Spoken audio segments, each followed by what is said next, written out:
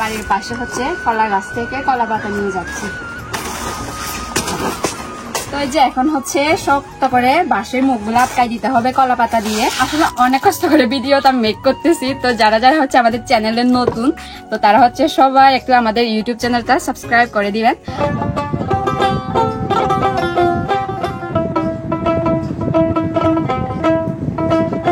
সাউন্ডটা শুনেন, এখনো এই যে আওয়াজ করতেছে।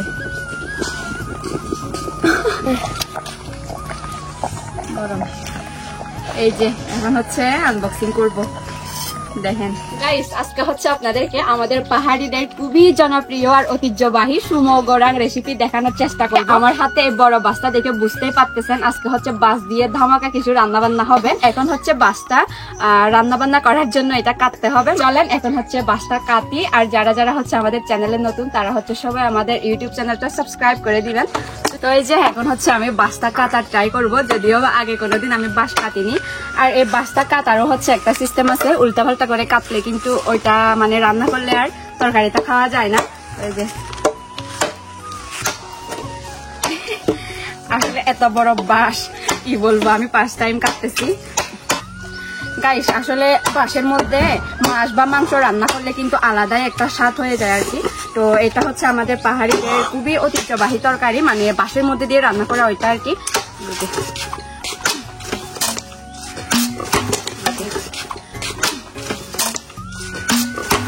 তো এই যে কাটলাম, এখন হচ্ছে এটা সুন্দর করে এই যে ভিতরের যে কতগুলা বাসের মধ্যে ইয়া থাকে এগুলা কি বলে আমি জানি না, এগুলা হচ্ছে পরিষ্কার করে ধুয়ে ফেলতে হবে গাইস। এই যে এই হচ্ছে আমাদের কালীবাউস মাছ, এটা হচ্ছে কেটে ধুয়ে পরিষ্কার করে ফ্রিজে রাখা ছিল। তো এখন হচ্ছে এটা কেটে তারপরে সুন্দর করে হচ্ছে ফিশ করব। এই যে দেখেন গাইস, আসলে অনেকদিন পরে হচ্ছে সুমো গোরাং তৈরি করতেছি। আসলে বর্ষাকাল যখন থেকে আসছে তখন থেকে হচ্ছে মানে বাইরে রান্না বান্না করতে পারি না, তো এজন্য হচ্ছে এরকম সুমো গোরাং এর রেসিপি হচ্ছে করতে পারি নাই। তো আজকে হচ্ছে প্রচুর রোদ উঠছে, তো ওয়েদার দেখে হয়তো বা বুঝতেছেন। তো এই যে মাছের মাথা, আজকে হচ্ছে প্রচুর পরিমাণে রোদ উঠছে, এজন্য হচ্ছে বাইরে রান্না বান্না করতে পারতেছি। আসলে এতদিন বৃষ্টির কারণে রান্না করতে পারি নাই বাইরে। তো আপনারা হচ্ছে ভিডিওটা দেখতে থাকেন, আর তার ভিতরে হচ্ছে আমি একদম মাছটা শত শত করে ফিশ করে ফেলি। তো এই যে গাইস দেখেন ফাইনালি হচ্ছে মাছগুলা ফিশ করা শেষ। এই যে এখন হচ্ছে আরো একটু ধুয়ে নিচ্ছি, এই যে ধোয়াও শেষ। এই যে এখন হচ্ছে বাঁশগুলা আরো ভালোভাবে ধুয়ে নিব। এই যে দেখেন ভিতরে হচ্ছে কতগুলা ইয়া থাকে আর কি, সাদা সাদা করে, এগুলা থাকলে হচ্ছে মানে একটু কেমন কেমন জানি লাগে, পাউডারের মতো আর কি। এগুলা হচ্ছে ভালোভাবে পরিষ্কার করে ধুয়ে নিতে হয়।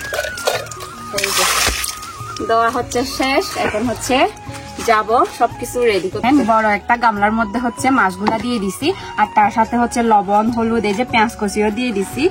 আর হচ্ছে এখানে এই যে একসাথে হচ্ছে জিরা বাটা, রসুন বাটা, আদা বাটা, আর হচ্ছে আমাদের পাহাড়িদের সেই ঝাল ঝাল ধান্য মরিচ বাটা, এই যে সবগুলা হচ্ছে একসাথে। আর এই যে এখন হচ্ছে তেল দিয়ে দিতে হবে।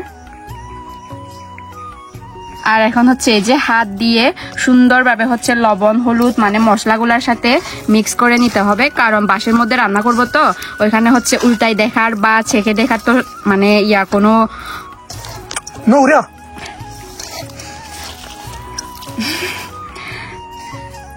তো এই যে গাইস দেখেন লবণ হলুদ তেল মশলা সবকিছু হচ্ছে পরিমাণ মতো দিয়ে এখন হচ্ছে হাত দিয়ে ভালোভাবে মেখে নিতে হবে, কারণ হচ্ছে কি আপনার মানে বাঁশের মধ্যে রান্না তো ওইখানে হচ্ছে মানে উল্টাই দেখবেন বা একটু ছেঁকে দেখবেন ওই সুযোগটা তো নাই।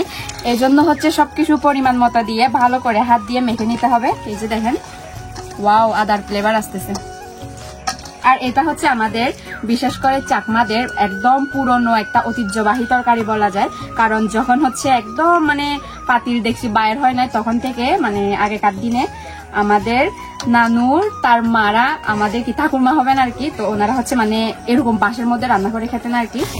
তো এই যে মাছের কালারটা দেখেন, এখন হচ্ছে বাঁশের মধ্যে দিয়ে দিতে হবে। আর মাছগুলা বাঁশের মধ্যে দেওয়া শেষে হচ্ছে স্পেশাল একটা জিনিস লাগবে, ওইটা হচ্ছে কলা পাতা। আর এরকম হচ্ছে বাঁশের মধ্যে তরকারি রান্না করতে গেলে কিন্তু একটু টাইম লাগে, তো আজকে হচ্ছে মনে হয় খিদার জ্বালায় মরে যাব। এগুলা তো একটু হইতে টাইম লাগবে। একটা হচ্ছে কমপ্লিট, আর একটা হচ্ছে এটাকে দিয়ে দিই। এই যে ফাইনালি হচ্ছে আমাদের সুমো গোরাং হচ্ছে রেডি। এই যে এখন হচ্ছে এটা লাকড়ি চুলায় বসাই দিতে হবে। তার আগে হচ্ছে একটা কাজ আছে, ওইটা হচ্ছে আমি আপনাদেরকে বলি। তো এটা হচ্ছে একদম কলা পাতার দম দিয়ে এই যে বাঁশের মুখটা হচ্ছে বন্ধ করে দিতে হবে। এই যে গাইস দেখেন বাড়ির পাশে হচ্ছে কলা গাছ থেকে কলা পাতা নিয়ে যাচ্ছি। দুইটা নিয়ে যায়, কারণ হচ্ছে বাঁশের মুখগুলো একটু বড়, তো এই জন্য হচ্ছে দুইটা কলা পাতা নিচ্ছে। এই যে এখন হচ্ছে শক্ত করে বাঁশের মুখগুলো আটকাই দিতে হবে কলা পাতা দিয়ে। এই যে কলা পাতাগুলো হচ্ছে এভাবে ছিল নিতে হবে। এখন হচ্ছে কলা পাতা দিয়ে বাঁশের মুখটা একদম বন্ধ করে দিব। এই যে আপনারা জাস্ট হচ্ছে রোদটা দেখেন কি পরিমাণ যে রোদ উঠছে, অনেক বেশি গরম। আর এদিকে আমি হচ্ছে মজার তরকারিও রান্না করতেছি। এই যে দেখেন, আসলে অনেক কষ্ট করে ভিডিওটা মেক করতেছি। তো যারা যারা হচ্ছে আমাদের চ্যানেলের নতুন, তো তারা হচ্ছে সবাই একটু আমাদের ইউটিউব চ্যানেলটা সাবস্ক্রাইব করে দিবেন। তো এই যে দেখেন, কথা বলতে বলতে আমার হচ্ছে সুমো গোরাং একদম রেডি। এখন হচ্ছে লাকড়ি চুলায় একদম কয়লার উপর বসিয়ে দিতে হবে। তো চলেন। তো এই যে গাইস দেখেন আমাদের চুলার অবস্থা। তো এখানে হচ্ছে আগে থেকে মানে আগুন জ্বালানো ছিল আর কি, কয়লা তৈরি করছি। এই যে এখন হচ্ছে এই যে চুমো গোরাং এখানে দিয়ে দিব। আর এগুলা সিদ্ধ হইতে কিন্তু একটু বেশি টাইম লাগে, মনে করেন যে 1 ঘন্টা বা 1.5 ঘন্টা এরকম অপেক্ষা করতে হবে, কারণ কয়লার উপরে সিদ্ধ হবে। তো বেশি আগুন দিলে হচ্ছে আপনার মানে বাঁশগুলা পুড়ে যায়, এজন্য হচ্ছে কয়লা দিয়ে আস্তে আস্তে রান্না করতে হয়। তো আপনারা হচ্ছে অপেক্ষা করেন, আর যখন এগুলো হয়ে যাবে তখন হচ্ছে আনবক্সিং করে অবশ্যই আপনাদের সাথে শেয়ার করব।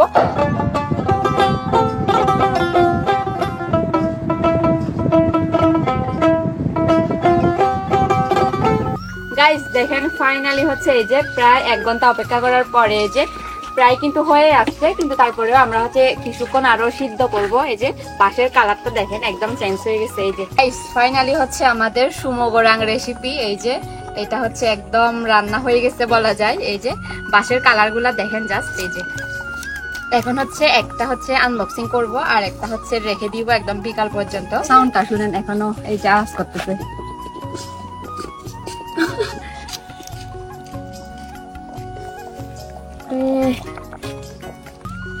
গরম।